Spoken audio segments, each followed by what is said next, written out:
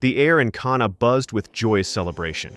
Laughter mingled with the sweet strains of lyres as guests feasted and danced under the warm Galilean sun. It was a wedding, a union of two souls, and the wine flowed freely, a symbol of abundance and blessing, filling every cup and heart with merriment and good cheer.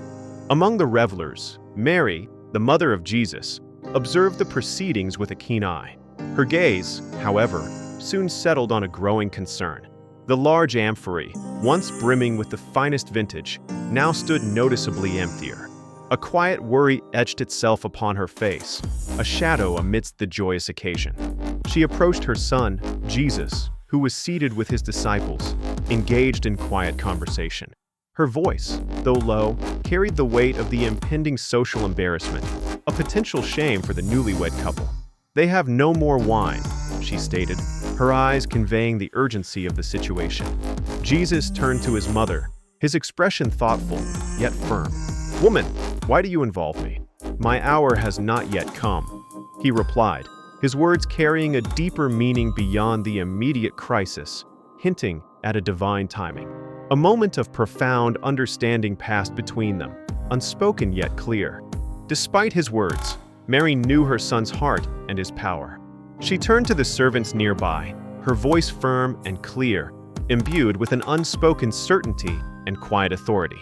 "Do whatever he tells you," she instructed, her gesture encompassing Jesus, a silent testament to her absolute faith in his divine capabilities.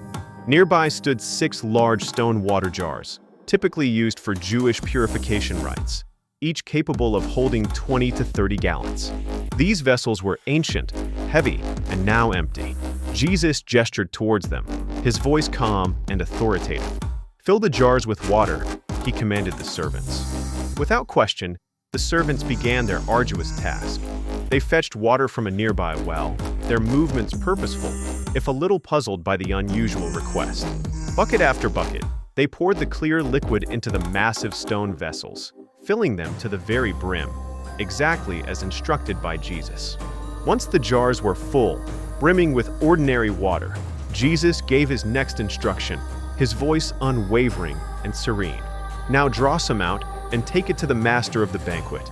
The servants exchanged glances, a flicker of doubt and confusion in their eyes, but they complied, dipping their ladles into the now-filled jars. The servant carried the sample to the master of the banquet, a man of discerning taste and authority, responsible for the feast's quality. The master took a sip, his brow furrowing in initial surprise, then widening in pure delight. His eyes lit up with genuine pleasure. This was no ordinary water, but something extraordinary. He called the bridegroom over, a broad smile spreading across his face, his voice booming with admiration and astonishment. "Everyone brings out the choice wine first, and then the cheaper wine after the guests have had too much to drink. But you have saved the best till now," he exclaimed, utterly amazed. The bridegroom, bewildered by the master's words, could only offer a confused smile. He had no idea what the master was talking about, for he knew the wine had run out long ago. The servants, however, who had drawn the water, knew precisely what had transpired. Their faces reflected awe and profound wonder. This, the first of his miraculous signs, Jesus performed at Cana in Galilee. It was a quiet, yet profound, demonstration of his divine power, a glimpse into his true nature.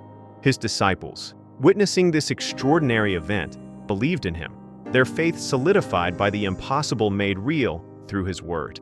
The wedding feast continued, now with an even greater sense of joy and wonder, though many remained unaware of the miracle's source. The transformation at Cana marked the beginning of Jesus' public ministry, a testament to his glory and a promise of the new covenant he would bring to the world, forever changing lives.